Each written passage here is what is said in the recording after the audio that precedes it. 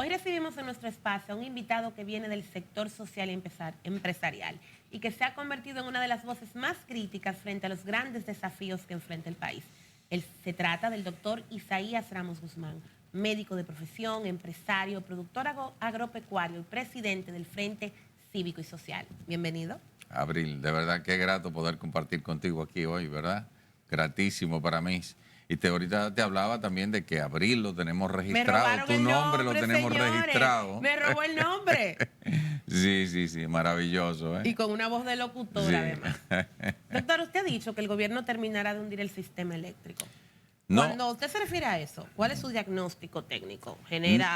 ¿No genera suficiente? ¿Hay pérdida, gobernanza, distribución? ¿Cuál es el problema? no, el problema real no es técnico, el problema real es político, porque a la verdad que estamos ante un sistema extractivista que lo único que viene es a solucionarle el problema de los bolsillos a unas cuantas personas, no a resolverle el problema eléctrico nacional.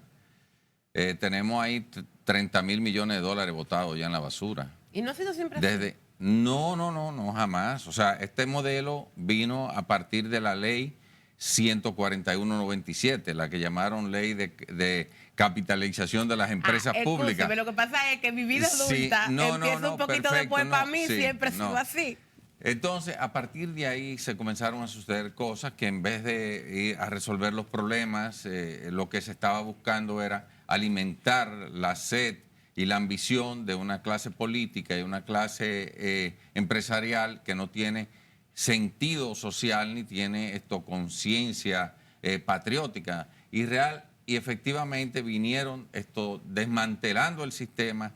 Fíjate una cosa, que el primer contrato que se dio de eso, que fue un contrato que se hizo con Gentrix, no sé si tú recordarás que hablaron de eso. No me recuerdo, pero fue un contrato que hasta después. por el Congreso pasó en el año 1999, todos los partidos lo aprobaron y eso sin generar Hay que energía, pagarle. pagamos 1.100 millones de dólares. Imagínate tú cuánto no hemos votado, que nosotros nos conozcamos, cuánto con Gentrix no habrá en nuestro país. Y por lo tanto no han tenido ninguna intención, ningún interés de resolver el problema, porque del año 2015, si ellos no tenían conocimiento, el informe que rindió la UAS, un informe efectivamente muy bien ponderado por la Facultad de Ingeniería Eléctrica, por la Facultad de Economía de la UAS, entre otros, lo que hablaban era que este modelo es insostenible como tal, es insostenible. Estamos hablando de más de 30.000 millones de dólares, cuando con la mitad y algo más quizás de eso, de lo que se han malgastado, que han botado en la basura para sostener un sistema, para mantener a una clase insaciable, hubiésemos resuelto el problema o podríamos resolver el problema eléctrico nacional con energías renovables. Ahí tenemos que nosotros tenemos identificado para colocar más de 10.000 megavatios de energía, por ejemplo, eólica y solar, ni se diga. Pero, es doctor, indeterminable perfecto. La cantidad que podemos Sabemos que la capitalización de las empresas del Estado fueron un robo, terminó casi todo en manos del sector privado, no se consiguió lo que realmente se quería. Sin embargo, en los 80, 90, los apagones aquí eran peor de lo que tenemos ahora, incluso con la crisis que estamos viviendo. Siempre ha habido tema de apagones, hubo una mejoría entre el 15 y el 20. Los primeros 2 años por el tema de la pandemia se mantuvo una luz bastante estable.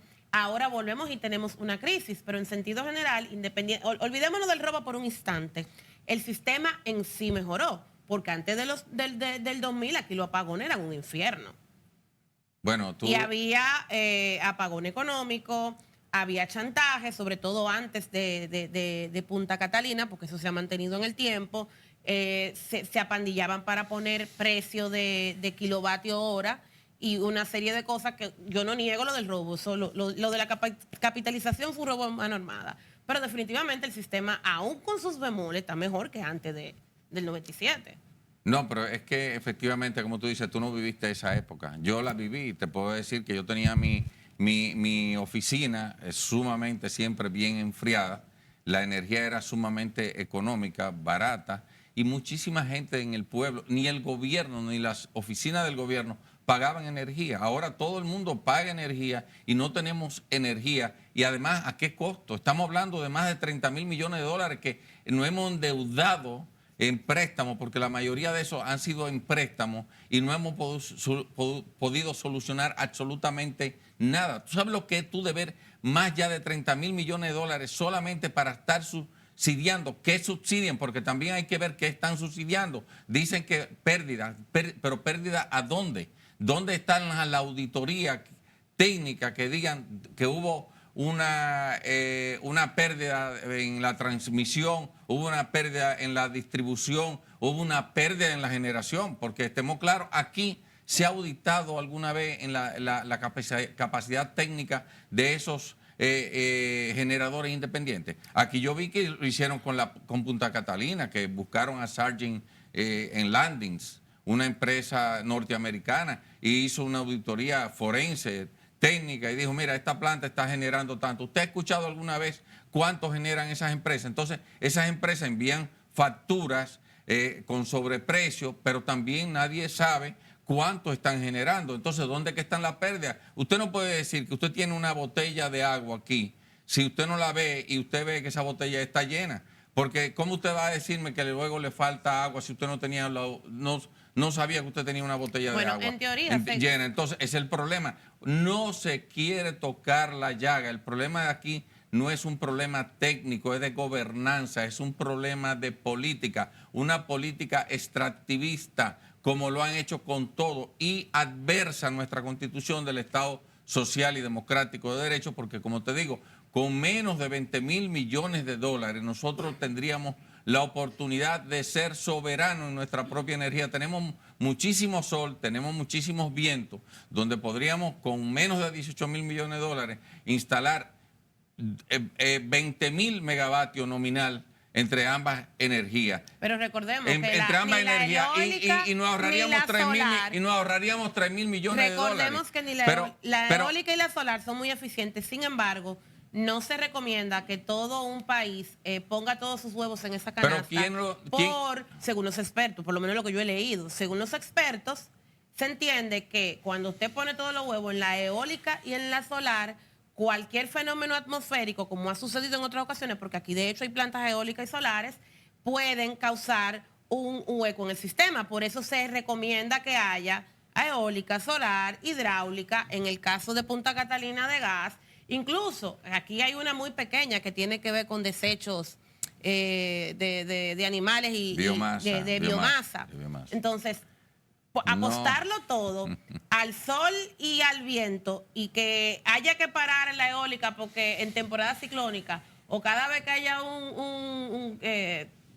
nubosidad no se produzca lo suficiente, también es una apuesta muy arriesgada. Nosotros llegamos a un pico de unos 4 mil megavatios.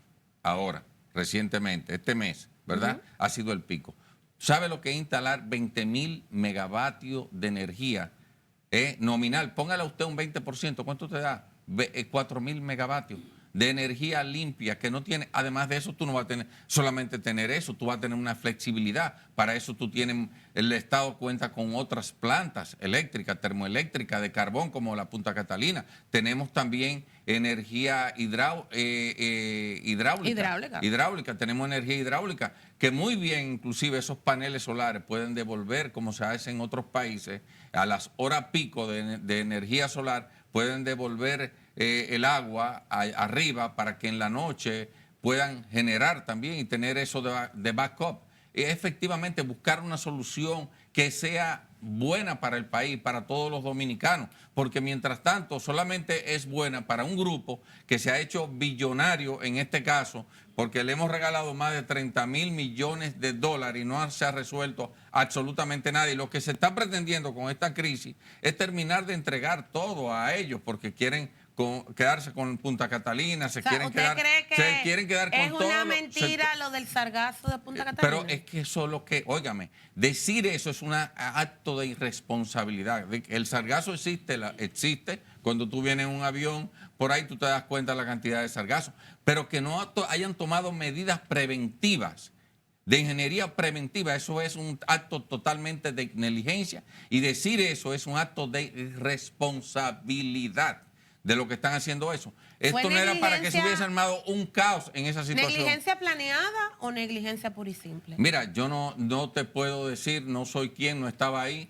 pero es una enorme, una negligencia que es, de todo modo, es igual, porque tuvo el mismo resultado, armó un tremendo caos aquí en el sector eléctrico y de eso es que ellos se alimentan, del caos, porque justamente aquí no hay un orden, el Estado está disperso por todas partes en vez de estar todo ordenado en una sola cabeza como debió de haber estado con la Corporación Dominicana de Electricidad en su momento. Ahora todo es OCE, CENI, EGI, que Punta Catalina, absolutamente nada. Y todo lo están manejando el sector, ese oligopolio que se ha hecho aquí en nuestro país, que no hacen ninguna competencia, simplemente han hecho un oligopolio de la generación y ponen al Estado de rodillas cuantas veces ellos quieren. No tenemos soberanía energética y cualquier país que pretenda darle bienestar a su población, lo primero que tiene que resolver, hay dos cosas básicas y esenciales,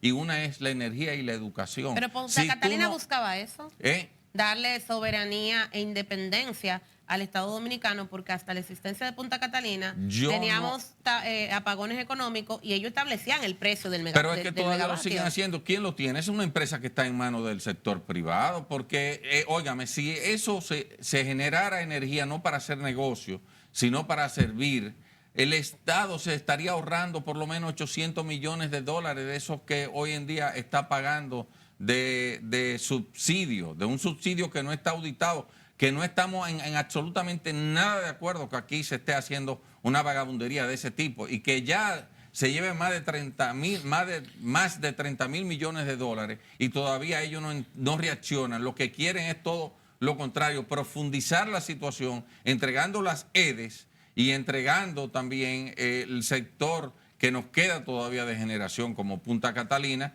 que ya para ellos eso es una chatarra, porque la han desacreditado por todos los puntos y en verdad en manos de ellos sí va a ser una chatarra. Si fuera en manos del pueblo y de gente que quiera servirle al pueblo, sería una gran salvación para el pueblo dominicano. Si usted pudiese tomar decisiones con respecto a este tema, en 90 días, ¿cuáles fueran las primeras medidas que usted tomara? Mira, lo único que se puede hacer en 90 días es tomar los toros por los cuernos. Tú no tienes otra manera. Tomar los toros por los cuernos y por lo menos, porque hasta que tú no hagas una auditoría y tú sepas con lo que tú cuentas, tú no puedes decir, pero por lo menos tú programarías y sabrías las personas a la hora que se le va a ir la luz en su sector, porque cuando tú por lo menos te puedes planificar y decir, mira, a las 8 de la noche se te va en tu casa, ya tú te preparas, te acuestas a las 8 de la mañana y me vas a regresar a las 10, ya tú has preparado tu agua, tú te has bañado, tú has hecho todo, pero tú sabes lo que es tú llegar a tu casa y no encontrar energía, porque la energía se va y nadie sabe ni la hora ni el día. Entonces,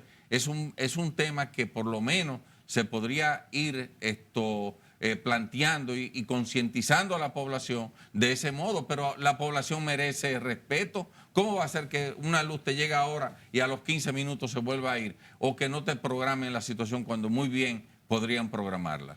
Si fuesen entonces en 2 años, ¿qué usted entiende que tiene que tratar primero? ¿La matriz de generación, las pérdidas? ¿Qué sería lo primero? Mira, aquí hay que hacer una auditoría técnica de toda la generación que hay para ver si es realmente y efectivamente que lo que se dice es, porque es muy fácil decir, hay una pérdida, pero que si no hay una pérdida auditada, ¿cómo tú sabes de dónde vienen esas pérdidas? Pero aquí lo más importante es enfocarse. No, según ellos, las pérdidas son por la transmisión. Eso no es. Y después la falta de pago de la gente. Aquí hemos gastado cientos de millones de dólares y tomado en préstamo para buscarle solución al problema de transmisión y distribución y no se ha resuelto absolutamente nada. Eso nadie, hasta que nadie me diga, mira, aquí hay una pérdida de un tanto por ciento porque la torre tal está en tal situación y sea una auditoría seria, no hay manera de saber eso.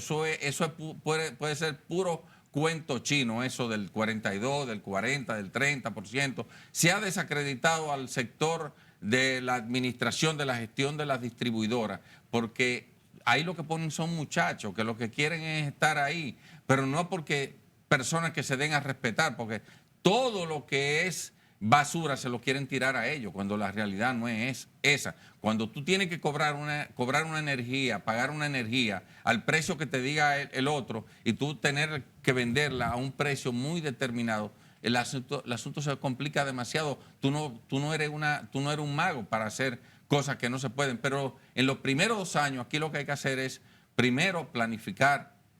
Segundo, tratar de hacer una subasta, sea que participe el sector privado y también el público, porque aquí muy bien podemos hacer un fondo soberano de energía, como hay en otros países. Más préstamos. No tiene que ser más préstamos, porque ahora mismo hemos tomado 30.000 millones y no hemos resuelto absolutamente nada. Y que construir en el segundo año, ponerse a construir 2.000 megavatios de energía eólica y 2.000 megavatios de energía solar.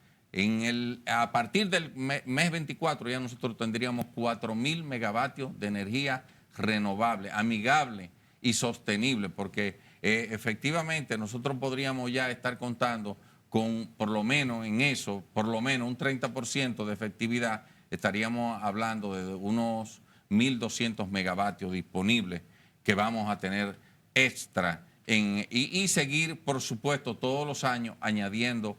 Yo creo que aquí, si hay voluntad política, en 4 a 6 años se resuelve el problema poniendo, como te digo, un parque eólico y solar que en conjunto hagan unas 20.000 megavatios de energía. Y lo otro, solamente utilizarlo como backup para cuando hay deficiencia, sea en lo solar o en lo eólico, pueda entrar, sea lo hidráulico o entrar las termoeléctricas que tenemos. ¿Y qué le hace pensar a usted que podría conseguir lo que no ha conseguido ningún partido político, por poderoso que sea en República Dominicana, que es enfrentar al poderoso sector eléctrico y empresarial? Pero que es que son socios. Pero como aquí no hay ningún sector poderoso. Aquí es que simplemente son socios, son cómplices. ¿Quién le entregó ese poder? Fueron los partidos políticos que le entregaron ese poder a eso. Sí, no lo tumban. No lo van a tumbar. No tienen el poder. El Estado tiene el monopolio de la fuerza. Además, yo creo que a ellos también les conviene vivir en un país que no esté lleno de caos, en una anarquía como vive Haití. Yo creo.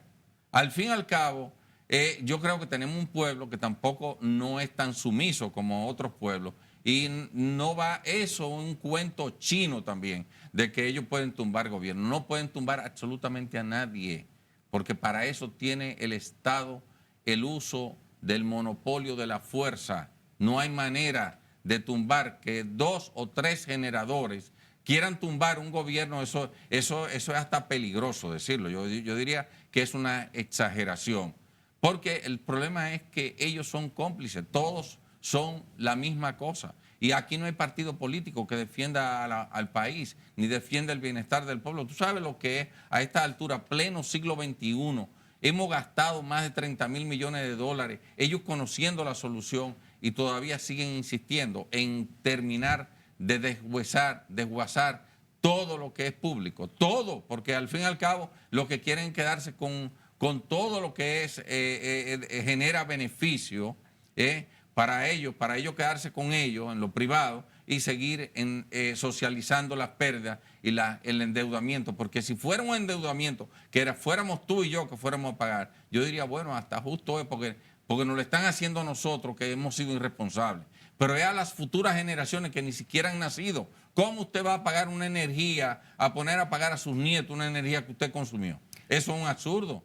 ¿Por qué usted está en contra o ha opinado en contra de las alianzas público-privadas, tal y como las conocemos aquí? No, es que la alianza público-privada y los fideicomisos son efectivamente un modo de robo y de saqueo legal para los pueblos. Y eso no es solamente aquí, en todos los países del mundo. Te voy a poner a ti el ejemplo. El primero, con la energía, con Gentrix. ¿Cuánto? 1.100 millones de dólares. ¿Tú sabes lo que nosotros del 16 al 19 le pagamos más de 200 millones, como 200 millones de dólares a Congentrix, a ese grupo Internet? Pero Congentrix no está como con esa figura. Energy ya que pertenecía. Le pagamos 200 millones de dólares o 180 millones de dólares cuando ellos no podían generar absolutamente nada porque la la estructura estaba desmantelada para cambiarla de full oil a gas. Eso se dice aquí en nuestro país. No se dice, ni siquiera, perdón, ni siquiera se menciona. Pero tú sabes cuánto nos costó la APP de la famosa autopista del Nordeste. 2.400 millones de dólares. Una carreterita que no costó más de 100 millones de dólares. El pueblo dominicano terminó pagando 2.400 millones de dólares. ¿Dónde están los presos? ¿Dónde están las personas presas cuando el presidente actual dijo que iba a someter? Y lo que hizo fue que les regaló 400 millones de dólares para que se fueran felices por ahí. Entonces, ¿cómo tú me puedes decir a mí que un asunto... te estoy poniendo un ejemplo que ya pasó, no es y te estoy poniendo el otro ejemplo, corrupción. y te estoy poniendo el otro ejemplo de Congentrix, que es 1.100 millones de dólares. Entonces, ¿dónde están las ganancias? Cuando tú ves los fideicomisos, RD Vial, ellos no necesitan ser dueños de las carreteras. Si se meten el 50% en su bolsillo, de cada 100 pesos que tú pagas en un peaje, 50 pesos de eso van para pagar solamente los intereses que está generando la deuda que el fideicomiso RD Vial tomó.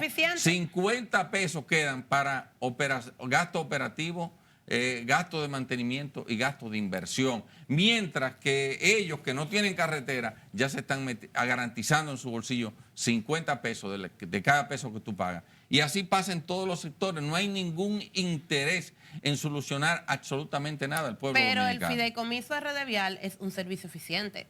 Se le están dando mantenimiento a la carretera. Cualquiera que se queja ha utilizado los servicios de RD Vial. ¿Cómo crece un país solamente usando el dinero del Estado? Se supone que tiene que haber algún tipo de alianza entre los distintos sectores. Dejemos la corrupción aparte, sino el trabajo para que un país crezca. El sector público sin el sector privado y viceversa, jamás un país va a avanzar. Escúchame, es que cada uno tiene su rol. El sector privado es para producir riqueza.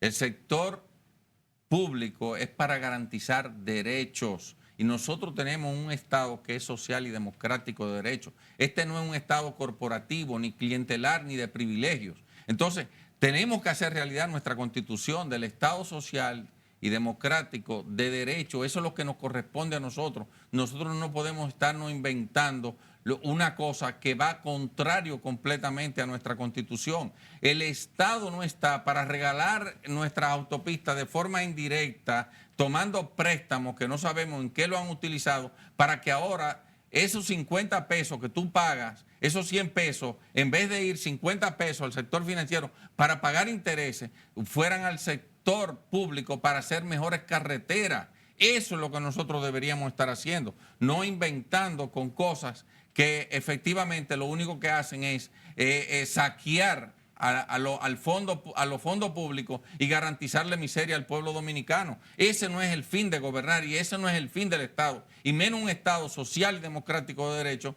que dice nuestra Constitución que debe hacerse realidad. Y se hace todo lo contrario, un Estado corporativo, un Estado de clientelismo y un Estado de privilegio. Eso no va con nuestra Constitución. Saliendo del tema eléctrico y entrando al cacareado y nuevo Código Penal, usted también ha sido crítico del Código y entiende que hay artículos que chocan con nuestra Constitución. ¿Cuáles son estos artículos y por qué usted entiende que chocan? Mira, vamos a decir, no son críticas, son alertas. Nosotros advertimos e informamos y proponemos. Por ejemplo, te voy a comenzar de atrás para adelante, porque aquí se ha cacareado mucho más la ley Mordaza que pusieron con esto, con el artículo 207 o 208, 209, 210 y 310. Pero fíjate una cosa, eso es la ley Mordaza, eso va en contra de la Constitución completamente, de los artículos 47, 48 y 49. Pero fíjate una cosa. ¿Usted cree que la gente puede decir lo que le dé la gana sin importar qué? Mira, el artículo 384 debería meterle miedo a cualquier dominicano, que es el de insurrección, ¿verdad? Insurrección le ponen ellos, pero le ponen en el artículo que cualquier violencia colectiva que vaya, que ponga en peligro la democracia, el Estado republicano, el Estado democrático de nuestro país, puede ir a la cárcel por 30 o 40 años, mientras que el que se roba el país, lo más que le van a poner van a ser 20 años. Entonces, ¿cómo puede ser un país democrático cuando su pueblo no puede ni siquiera lanzarse a la calle a protestar cuando las cosas están mal hechas? Porque viene cualquiera, se infiltra, se quema 2 gomas, rompe 3 vitrinas y le dicen que puso en peligro el Estado republicano, el Estado democrático, el Estado civil de nuestro país, que tú sabes que eso es muy subjetivo. ¿Cómo usted va a salir con un código penal poniendo algo tan amplio como cualquier violencia colectiva? Eso es muy subjetivo, la violencia colectiva, porque puede ser hasta ni siquiera una quema de goma, puede ser cualquier tontería que yo diga, no, usted puso en peligro el Estado republicano, usted puso en peligro el Estado civil, usted puso en peligro la democracia, porque ¿qué democracia podemos hablar? Entonces yo creo que hay que tener mucho cuidado. Sin embargo, tú miras el artículo 308 y lo que hace es que pone caducidad a los corruptos. O sea, ya nosotros, a partir del próximo año, que ya tenemos ese código penal, si es que el Tribunal Constitucional, yo entiendo que va a hacer su trabajo y tiene que hacerlo, no se cambia la situación, nosotros podríamos estar hablando de que el mayor lavado de dinero que se ha hecho en la historia republicana de nuestro país va a ser con esa ley, porque toda esa gente que robó antes va a quedar totalmente limpio. No, porque y todo ese dinero y todo ese dinero va a quedar limpio, de extinción de dominio, exactamente. Pero esa ley la tienen engavetada. No, pero está esa ahí. Ley, no, el día que no. el Poder Judicial le dé la gana de usarla, a usted le pueden armar un lío hasta porque usted 100,000 pesos no se sabe cómo reflejarlo. No es una ley que es para un tema, es un tema político. La ley de extinción de dominio, tú entiendes que va a ser una ley para apretar a ciertos políticos. Yo si es así estaba en contra de la ley de extinción de dominio porque podría ser utilizada por un gobierno poco democrático así. No, es que efectivamente nosotros tenemos que trabajar, Abril. Tú tienes un nombre muy bonito, me imagino que naciste en el 65. No tiene tanto, no, jamás, pero en el 85 por ahí sí, me imagino. Más o menos. Mira, República Dominicana tiene que trabajar para hacer realidad nuestro Estado social y democrático de derecho, para que nuestra Constitución se haga una realidad, para que todos los dominicanos podamos vivir de manera digna. Eso es lo que se necesita aquí. Si seguimos como vamos a terminar peor que Venezuela, que Cuba y que Haití, porque nosotros tenemos unos vecinos ahí que ya son un ejemplo de lo que ha sucedido cuando el Estado se desguaza, y eso es lo que está pretendiendo esta clase política en estos próximos 3 años, es deshuesar por completo lo que comenzaron con la ley 141-97, que en vez de que fuera en pos del beneficio del pueblo, lo que ha significado ha sido un atraso. Y de un endeudamiento de unos 3.600 millones de dólares, hoy debemos más de 74.000 millones de dólares y no han resuelto un solo problema, un solo de los problemas. Seguimos con los problemas del agua. Con esos 30.000 millones de dólares, aquí si tuviéramos energía limpia, nos estaríamos ahorrando 2.000 o 3.000 millones de dólares en divisas por combustible y por esos contratos leoninos. El pueblo dominicano podría tener agua potable en todas las casas de manera digna. Todos los dominicanos podrían estar viviendo de manera digna. Una salud y una educación que sea para que haya un desarrollo real y efectivamente en el pueblo.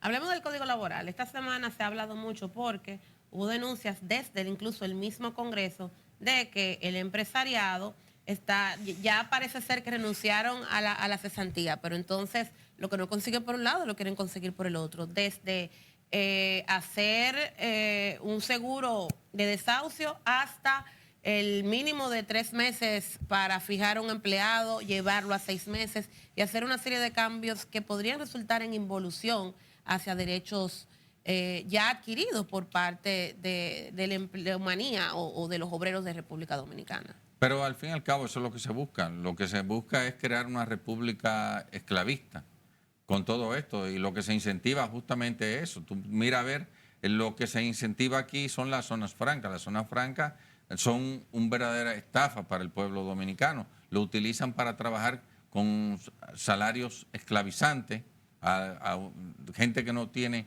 o sea, los sueldos no dan ni siquiera para pagar el 60% de la canasta básica de la familia, y el sector también turismo igualmente son los sectores a que ellos le dan mucha promoción y muchas cosas.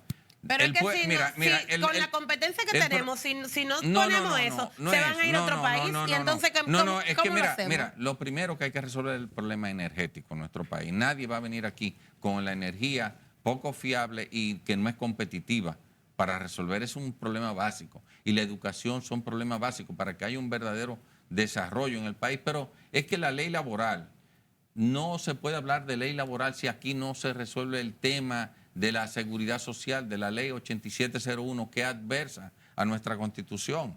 Porque es que aquí hay aquí hay un sistema de capitalización individual, y eso es contrario al espíritu de la Constitución del Estado Social y Democrático de Derecho. Aquí requerimos de manera urgente que esa ley se cambie para que todo se ponga acorde a la Constitución y haya un sistema de reparto solidario, que es lo que debería de haber aquí, y no que efectivamente estos grupos que ya se han metido en los bolsillos más de 10.000 millones de dólares, más de 10.000 millones de dólares para su beneficio, mientras el trabajador, cuando sale y termina ya de terminar en una pensión, lo que entra es con una pensión pírrica. Y Traduzca reparto solidario. Eso no puede ser. Traduzca reparto solidario. No, ¿a qué se refiere? Mira, que tú y yo vamos a pagar, las cotizaciones que vamos a pagar es para financiar a los que están hoy en día. No te voy a hablar de cuentas nocionales, porque eso es un tema ya un poquito más delicado que mucha gente no va a entender, pero eso es un sistema de que nosotros financiamos a los que están ahora, y las futuras generaciones nos financian a nosotros. Sí, y el Estado va poniendo también la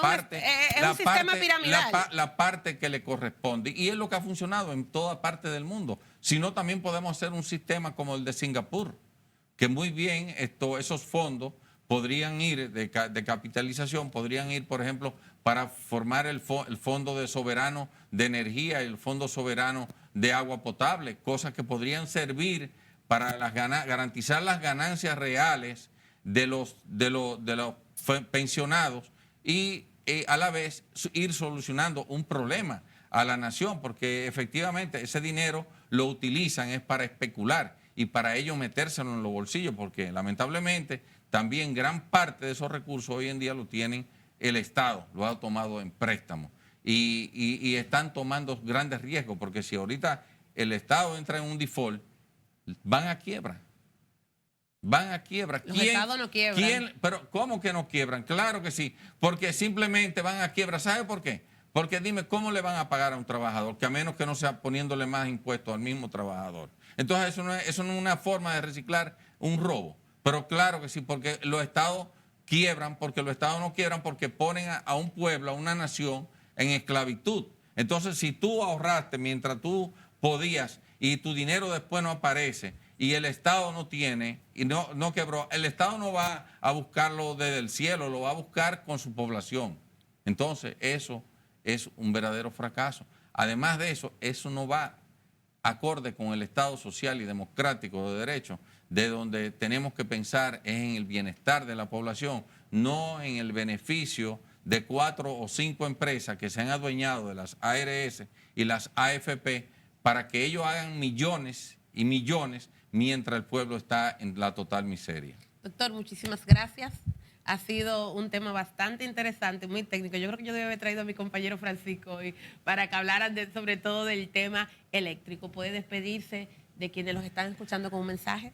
Abril, de verdad que ha sido muy grato compartir contigo, con los amigos también que están en sus casas, ¿verdad?, escuchando, y darle la esperanza al pueblo dominicano que pronto, o sea, vamos a ver la luz de ese Estado social y democrático de derecho que le corresponde al pueblo dominicano. Vámonos a una pausa comercial y enseguida regresamos con más de RD al Descubierto.